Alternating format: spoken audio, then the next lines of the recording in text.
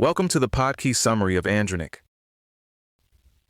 Today's story is Andranik, and it's really about how one fighter became a legend, a political dissenter, and later a symbol people still argue over.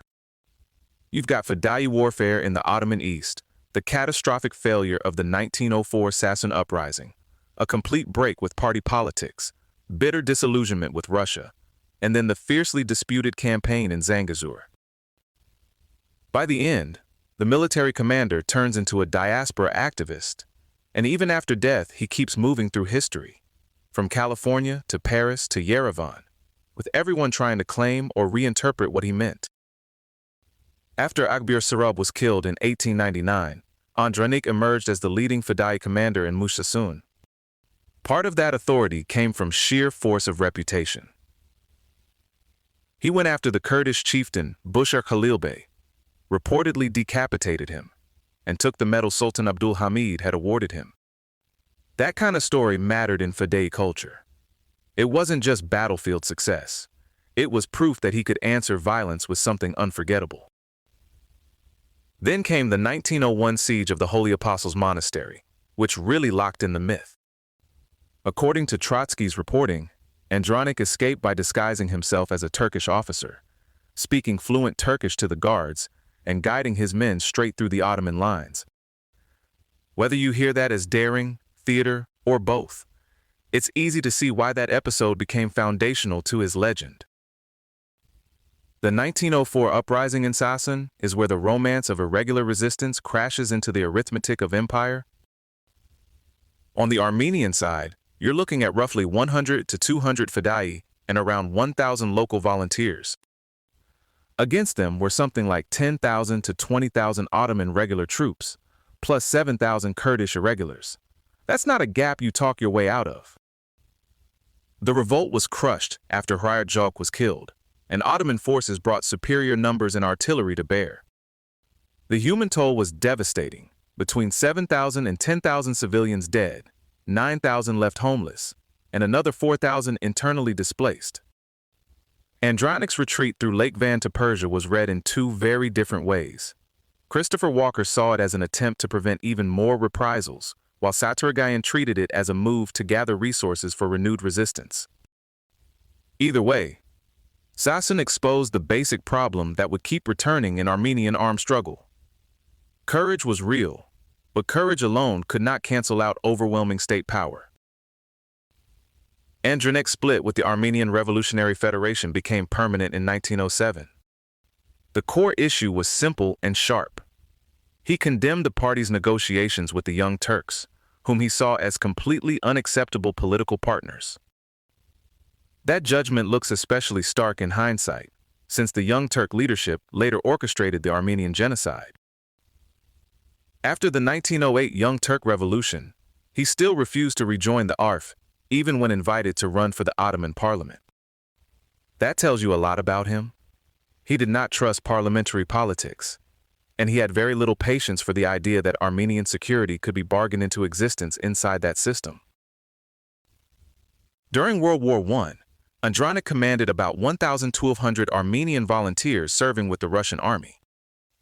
He helped halt the Ottoman advance at Dilmun in April 1915, later entered Van, and supported Russian operations around Lake Van.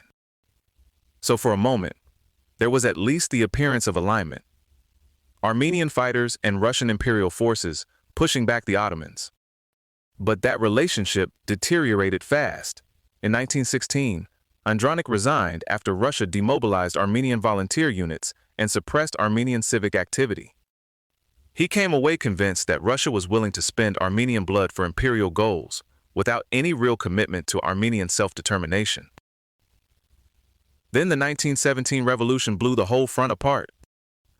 After the Russian withdrawal, a few thousand Armenian volunteers were left trying to defend a 300-mile frontier that had previously been held by roughly 500,000 Russian troops. At that point, the defense of Erzurum and the wider Armenian plateau wasn't just difficult. Logistically, it was basically untenable. Andranik also rejected the First Republic of Armenia and the Treaty of Batum. He saw the new state as a truncated capitulation that abandoned Western Armenia and he believed the Dashnak-led government had betrayed the broader national cause. That's one of the recurring tensions in his career. He was a national hero to many Armenians, but he was often at odds with the Armenian political leadership, actually trying to run a state. He still favored alignment with Russia, even after his own disillusionment with Russian policy, which shows how constrained the choices looked from his perspective. Nobody on the board was clean, and the options kept getting worse. In Zangezur, Andranik operated independently with around 3,000 to 5,000 men and roughly 30,000 refugees. He built effective control over a crucial land bridge between Turkey and Azerbaijan and repelled Turkish and Azerbaijani incursions. Supporters point to that as a matter of survival. Andranik argued that his forces prevented the annihilation of Zangezur's approximately 60,000 Armenians and did not massacre peaceful Tatars. Critics describe something much darker. Donald Bloxham wrote about the destruction of Muslim villages and demographic homogenization during the campaign. So this is one of those chapters where the military achievement and the moral controversy are inseparable. You can't seriously tell the story by erasing either side of that argument. Late in 1918, Andranik halted his advance toward Shushi after British General W. M. Thompson promised that restraint would protect the Armenian position at the Paris Peace Conference. Christopher Walker later argued that Karabakh remained under Azerbaijani jurisdiction, partly because Andranik trusted that promise. It's one of those painfully familiar moments in small nation history, where military facts on the ground get paused for diplomatic assurances that may or may not cash out later. After disbanding his forces in 1919, Andranik spent his final years organizing refugee relief and lobbying in Europe and the United States.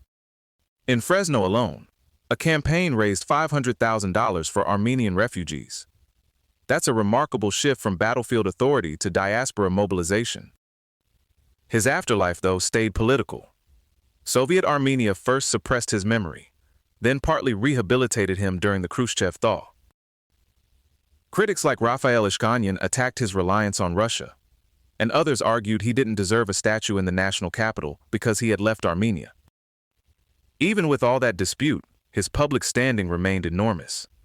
Polls from 2006 to 2008 placed him second only to Vazgen Sargsyan among Armenian national heroes. His name is everywhere: monuments, songs, literature, museums, streets, and even the Yerevan metro. And his remains tell their own story. He was first buried in California, moved to Père Lachaise in Paris in 1928 after Soviet authorities blocked burial in Armenia, and finally reinterred at Yerevan in Yerevan in 2000. For someone who spent so much of his life in motion, even burial turned into a map of exile, politics, and return. Andranik's legacy lasts because it refuses to sit neatly in one box. He's a resistance icon, a partisan commander, a critic of compromise, and a figure whose record still sparks real argument. Maybe that's why he remains so present. Some historical figures become monuments, and some keep behaving like open questions. This episode was generated by Podkey. Create your own at podkey.fm.